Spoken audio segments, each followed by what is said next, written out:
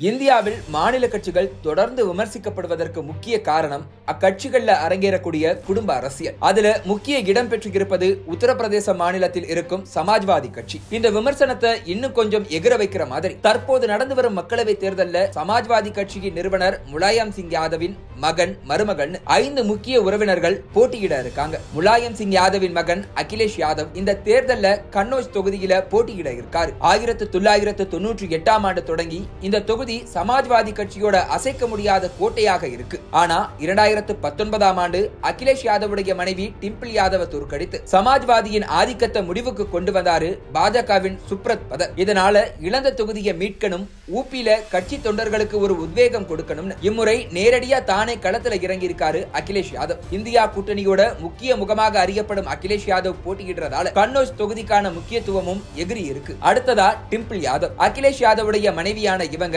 2012ஆம் ஆண்டு கன்னோஜ் மக்களவை தொகுதியில இடைத்தேர்தல்ல போட்டியிட தொடங்கினாங்க. இந்த தேர்தல்ல வென்ற டிம்பிள் யாதவ் அதை தொடர்ந்து வந்த 2014 மக்களவை தேர்தலிலும் வென்று மக்களவைக்கு போனாங்க. ஆனால் 2019 தேர்தல்ல கன்னோஜ் தொகுதியில தோல்வியை தழுவினாங்க. 2022ல மைன்பூரி மக்களவை தொகுதியில சிட்டிங் எம்பியாக இருந்த சமாஜ்வாதி கட்சியின் எம்பி மரணம் அடைந்தார். அதை தொடர்ந்து அத்தொகுதியில் இடைத்தேர்தல் அறிவிக்கப்பட்ட நிலையில் சமாஜ்வாதி கட்சியின் சார்பாக அங்கு களம் கண்டார் டிம்பிள் யாதவ். இடைத்தேர்தல்ல வெற்றி பெற்று மக்களவைக்கு போன டிம்பிள் யாதவ் மீண்டும் மைன்புரி தொகுதியிலேயே களமிறக்கி இருக்கிறார் அகிலேஷ் யாதவ். அடுத்ததா தர்மேந்திர யாதவ். முலாயம் சிங் யாதவுடைய இளைய சகோதரர் அபய்ராம் யாதவின் மகன்தான் தர்மேந்திர யாதவ். 2004ஆம் ஆண்டு சமாஜ்வாதி கட்சியுடைய கோட்டையான மைன்புரி மக்களவை தொகுதியில போட்டியிட்டு வெற்றி பெற்றிருந்தார். அதன் பின்னர் நடந்த 2009 மற்றும் 2014 மக்களவை தேர்தல்கள்ல புடவுன் மக்களவை தொகுதியில போட்டியிட்டு வெற்றி பெற்றார். ஆனா 2019ஆம் ஆண்டு அதே தொகுதியில போட்டியிட்ட போதும் வெற்றியை தக்க வைக்க முடியல. அதே நேரம் 2022ஆம் ஆண்டு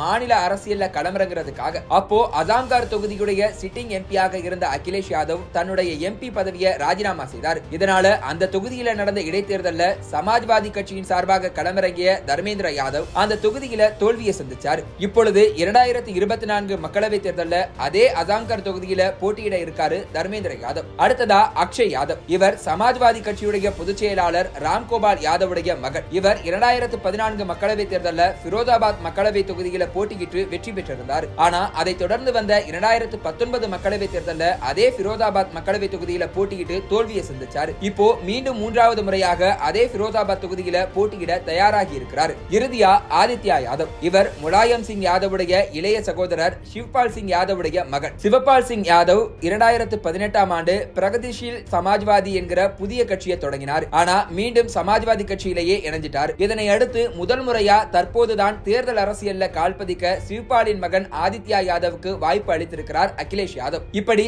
அகிலேஷ் யாதவுடைய குடும்பத்தினரை 5 தொகுதிகளில் போட்டியிடுறதால உத்தரப்பிரதேசத்துல அகிலேஷ் குடும்பத்தை தாண்டி வேறு யாதவர்களே இல்லையா அப்படின்னு விமர்சனம் எழுந்திருக்கு.